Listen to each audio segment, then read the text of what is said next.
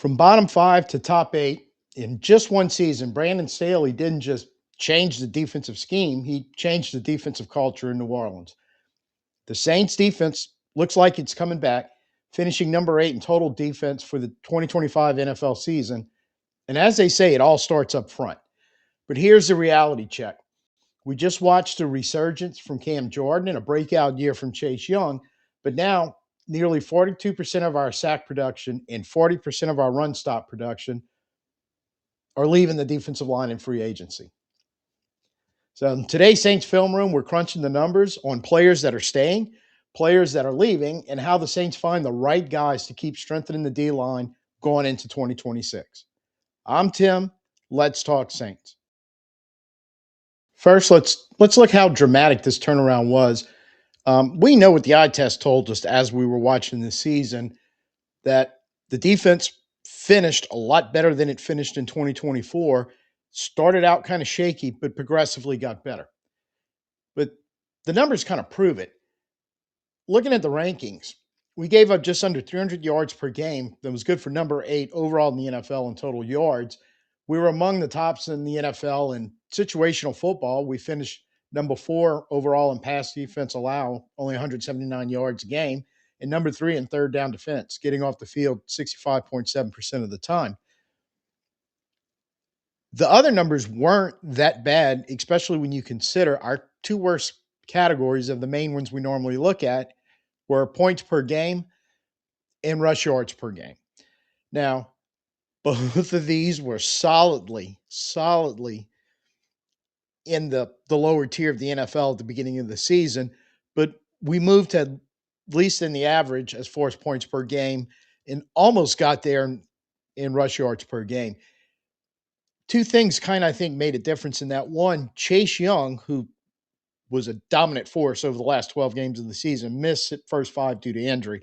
That definitely played a part in it. But also, I think with the new scheme and all the stuff, the understanding, the communication, all the things that went with it, it took a little while to kind of get them going. Now, the thing that I'm kind of impressed at is we gained roughly 10 spots in NFL ranking as far as the rush defense per game. Now, a lot of people point out, well, yeah, but look at the records of some of the teams in that back half. I get it. But one thing that those teams all did pretty well, even in games they lost, was run the ball.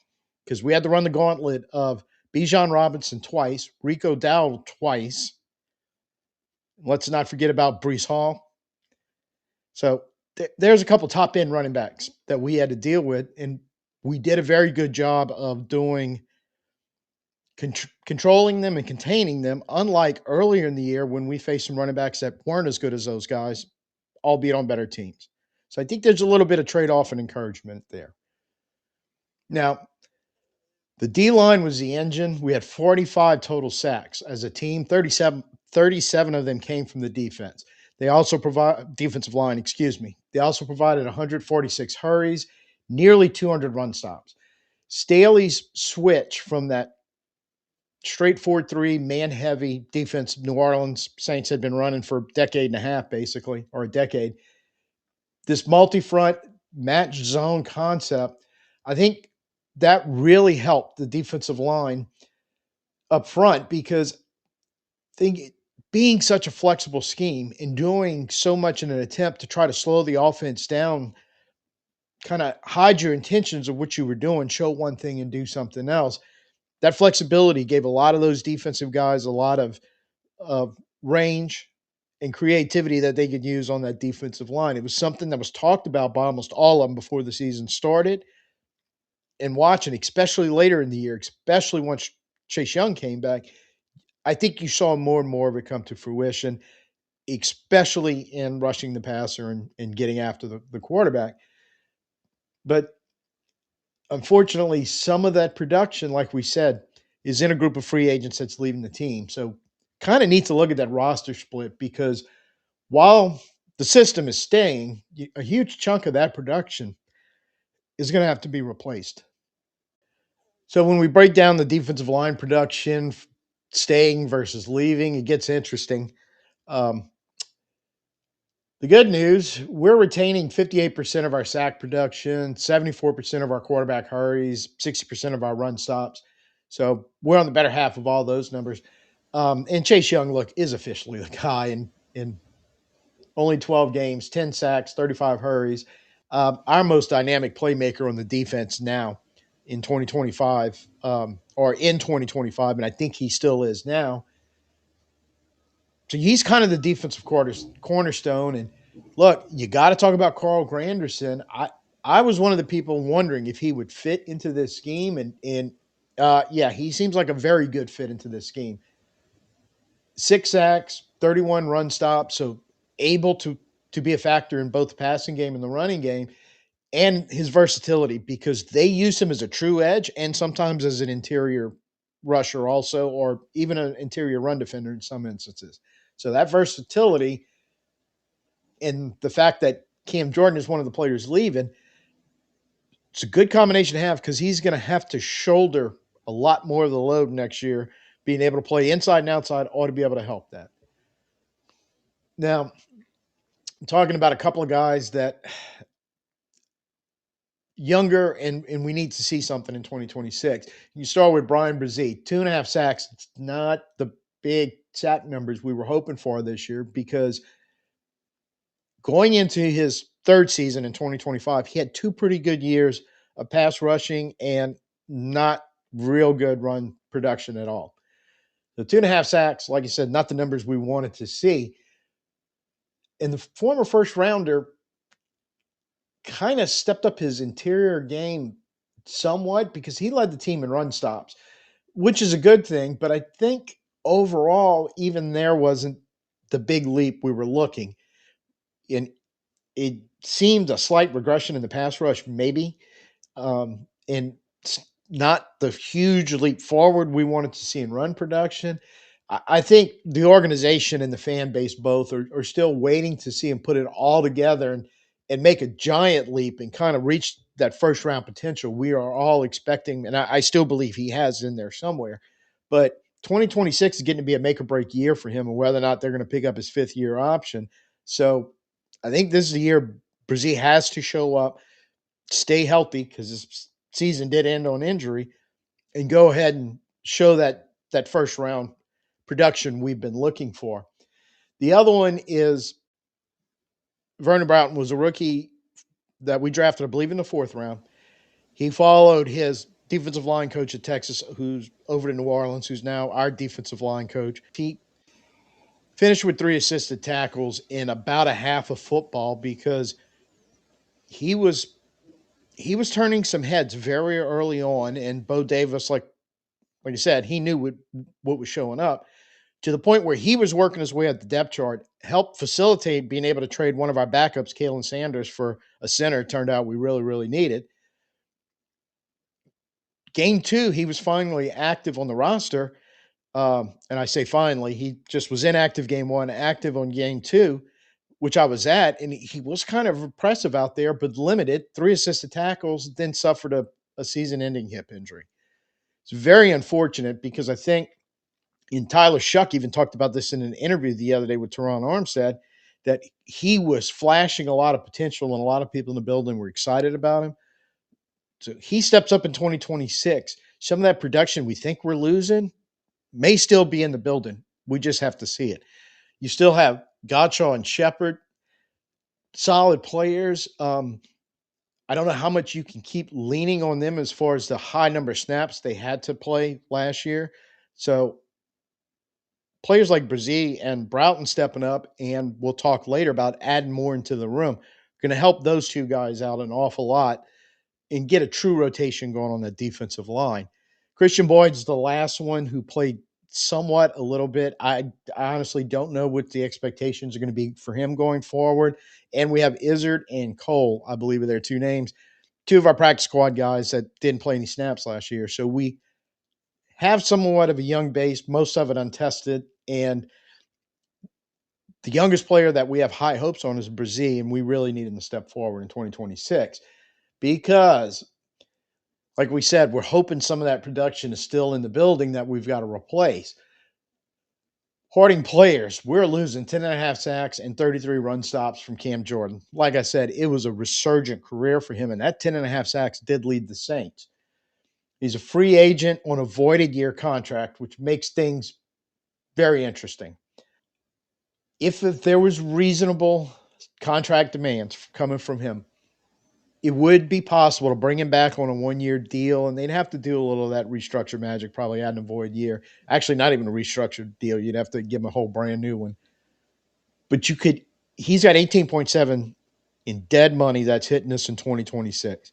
So you could eat into a little bit of that in this coming year, coming up in 2026. Reduce our, we're roughly 19 to 20 million over the cap right now. Reduce that number a little bit and push it into 2027, where we're an estimated 136 to 140 million dollars under the cap. Plenty of space to pick up whatever's left over in that 18.7 after the new deal. I don't know if that's the right way to go because look, besides the just the fantastic year he had last year, you're also talking about a veteran leader and a respected locker room guy, and really not only a leader of the defense, a leader on the team. Granderson can replace the production, but can anybody replace the rest of what Cam brings? I honestly don't know the answer to that question. I would like to think so, but it gets a little tricky right here because to keep Cam in the building, you open the door for that another round of kicking some of the cans down the road for salary cap purposes. We finally stopped doing that. We're finally getting out from under a cap issue. So it becomes tricky walking right back into that situation. And to me, a scary one that because we have to stop doing that and we all know it. And to do it again just makes it an addiction.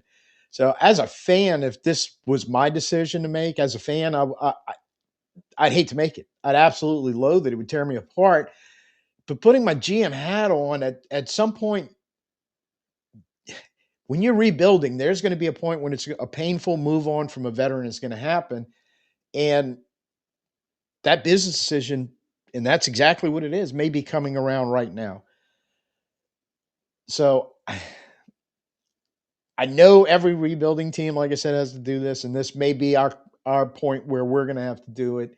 It's likely the right move right here, despite to me just being heartbreaking if we have to do it.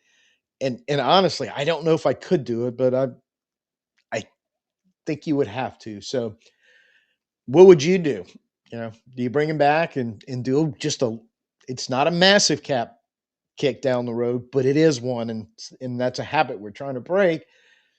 Or do you just go ahead and say, hey, we have to cut the cord and move on because we just can't keep doing this with players? So let me know in the comments below what you think. Now, outside of Cam, we're losing a couple of, I would say, average to solid role players that we did manage to get some depth and a little bit of production out of in Jonah Williams and Chris Rumpf. Now, they gave us 5 sacks, 24 run stops, actually had a pretty good missed tackle rate. They were, unlike most of our defensive linemen, they were coming in under 10%. So they played solidly when they were on the field. And I think it was a product. They know the system. They were 2 veteran guys, been around for a while, and Rumpf even played some for Staley in San Diego. So they were able to slide in and just fill some gaps when we really, really needed to them, especially late in the year as the injury attrition started hitting us. And the thing is they're still going to be affordable out of free agency. So there is a chance one or both of them may be brought back for that depth, just like we used them last year. Even in some situational football, there were times where we basically went on the pass rush, Young, Granderson on the inside, and Jordan on the outside, the opposite of Young. And Jonah Williams was playing nose on the nose at zero tech. So that kind of flexibility with those veteran players, possible you see, like I said, 1 or 2 being brought back, but Bullard and Ridgeway, I don't see coming back. And the reality is, when we get into how you would reload this defensive line, free agency, it's going to be interesting this year for the defensive linemen. So, talking about filling in those gaps, Beautiful thing about what Kellen Moore and Brandon Staley philosophy, they talked about this before the season, during the season, recently after the season, is they don't always need the superstars at every position on the field, but they do need the right guys at every spot. Now, don't mistake this. They are still looking for talented and skilled players, 11 of them to be on the field playing that defense. But they recognize that you need more than that, that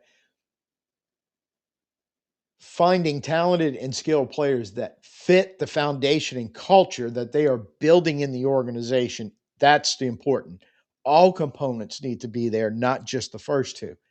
So when you look at free agency in the NFL on defensive linemen, it looks like, to the best I could count, because it was difficult to count them all down, track them down, it looks like there's about 45 edge players that are going to be hitting free agency as of right now, and 51 that play in the interior. And keep in mind, there are a bunch of guys like Granderson, especially towards the top of those lists, that do both. So you're looking at quite a bit of players in there. I would call it possibly kind of flooded, depending on who may be brought back and how many to their teams. So when you're looking at 90 something ish defensive linemen available, if it gets oversaturated, that can be great for the Saints. Now, just looking at Spotrac, and that's where I had to track down all, and these are unrestricted, unrestricted, easy for me to say, free agents, by the way. It's not the restricted ones or any of the other ones that would make this list. Now you'd be over 100. But if that oversaturation remains, good for the Saints. Spotrac's AAV, average annual value, look, they're ranging from the high end, about 25 million for top guys like Trey Henderson, Jalen Phillips at 17 million. So there's your high numbers. But quality vets, the guys Staley loved, like Williams and Rumpf, you're looking at a quite a handful or more of them that are in that $2 to $3 million range. And if the market stays deep, I think it gives us an advantage in the sense we can find affordable production without breaking the bank. And you can even have the possibility of waiting to see if a buyer's market emerges, if not a lot of guys are being signed, and where asking prices may start to fall during the process as it expands on into the summer. So you may not actually have to break the bank, especially at edge, because you are at least returning two good ones, and you have some solid players in the middle. But you still, whether you do free agency in some of those middle or even a little more affordable veterans down there, or in the draft, going to have to add some players in for depth, and they're going to have to bring some production to fill what we're going to lose. So when you talk about the draft, remember we have picks: number 8 overall, number 42, and number 73, first, second, and third round. If we're just looking at PFF's top 100 list of draftable prospects as of right now, again in the middle of January, they have 24 total defensive linemen in that top 100. If those rankings hold up till April, the Saints have ample opportunities to find in there, dip what they are looking for: talented, skills, and the right guys in that group. So just on the face value of it right now, nothing changes, but it almost certainly will once they get into the medicals and the combine and all the pre-draft stuff. But big number 8 would be a prime position, because right now, Ruben Bain from Miami, who would probably comp very close to what Granderson brings, or maybe even Brzee, and I'm talking about the way you would use him, he's in the top 10. David Bailey from Texas Tech, who comps more of a true outside rusher, more Cam Jordan and Chase Young, how you would use in the scheme, also looks like he's a top 10 guy. On the interior, Peter Woods from Clemson, he gets slotted around number 10. I've seen him kind of float in and out of it as various rankings do slight adjustments. And PFF has him at number 9. So they would all be kind of in play for us if we felt talented skills and the right guys, any of those fall in that category. If you look a little further down, getting in the second round at number 42, you're going to have guys like R. Mason Thomas from Oklahoma, Gabe, I think his name is Jackus, but I'm not really sure, from Illinois, and Akeem Mesidor from Miami, who is the stud opposite of Bain. So any of those guys along in there, I think are going to instantly give you depth and production. You bring them in, but look, 73, you still have Anthony Lucas from USC and Derek Moore from Michigan, who are ranked in that 70-ish range, 70 to 80-ish range from the edge. And one interior defensive lineman who I so far on paper I like a lot is Dominic Orange from Iowa, because he is a big true run stuffing nose, somebody that we could grab and back Gottschall up, and I think would do a good job. So even if you don't manage to do anything there, floating around, we've got two fourths. So number 132 and 137, which is very interesting because you said if you're the Saints in a pretty good situation, because remember, going off PFF, about a quarter of their top ranked players are on the defensive line. So you figure some of those are going to start to slide out of there because people are drafting needs at other positions.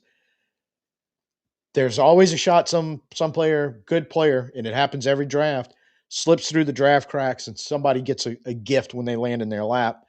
Having those two fourths are possibilities, something like that can happen, but even more of a possibility, Mickey and the Saints love to trade up. Having those two fourth rounds like quick, if you see somebody of value that you could jump up for at any point in the first, second or third round, more likely, you got a couple extra fours floating around there that might be able to help you to do it, and even upgrade over some of the names I mentioned that are in the range of where we're drafting. So whether it's a draft pick or a free agent signing, the Saints should have plenty of opportunities to bring in defensive linemen at a value that doesn't undo everything they've basically been trying to do to fix their cap issues that are all intents and purposes going to be fixed by 2027. But just as important, because it is so deep, no matter if you go free agent or draft route, like we said, trying to get that whole package, it's a better opportunity where they're going to get talent, the skills they want, and the right guy as far as culture and foundation. So to wrap this up, I think the blueprint for the Saints defensive line in 2026 comes down to kind of four things. Build around the Predator, Chase Young. He's the guy right now. He's the playmaker. So every move we make needs to be about supporting him and doing or providing players and doing things in the scheme that keep freeing him up to wreck games. Develop the youth. Look, we have highly valued players like Brazil, need them to take the final step ahead. Younger guys like Vernon Broughton also to stay healthy and make a jump to where they can get in the rotation and they're going to be solid contributors and make plays when we need them to. Exploit the market to the best of your ability, because I don't think we're in a situation where we have to panic spend, and I don't think the market is going to allow that, at least right now, the way it just looks flooded with free agents. So I think that high draft capital we have can also play into this a little bit, looking at it and going, we may not even need to deal with free agency. We may be able to find what we need in the draft. Either way, we're in a position, I think, where we can let the value in both free agency and the draft kind of come to us without us having to go chase it. And perhaps more importantly is find the right guys. Like, it's not just about the biggest names and best players that you could think of, like it's a fantasy team. It's reality, and a big part of everything that goes into what the Saints are trying to do is definitely finding talented guys with a high skill set, a high skill level, but who also fit the foundation and the culture that Kellen Moore and those coaches are trying to build for the Saints. So I think the defense is not fixed. It is still getting fixed. I think the engine in that defensive line, I think, is the complete, and especially in this scheme, it's a complete engine that drives that defense, and we still need to keep fine tuning it. But I think we're on the way. So kind of where I'm sitting on the blueprint. Let me know what you think. Because look, if you like the content, please hit the like button and hit the subscribe button. Make sure you see that thumbs up lit up. So if you haven't done it already, please do it now. And look, just out of curiosity in the comments, if you were forced, absolutely, you were the GM and had to draft a defensive player at pick number 8, let me know who of the lineman I mentioned, or maybe somebody like Caleb Downs or whatever. Let me know who you would go, well, hey, that's the guy I would have to grab on defense if he was available at number 8. So let me know in the comments on that. Next video, we're going to focus on the linebackers and the defensive backs as units, much easier to deal with in the defensive line. So till I see you next time, I'm Tim. Peace out and who dat.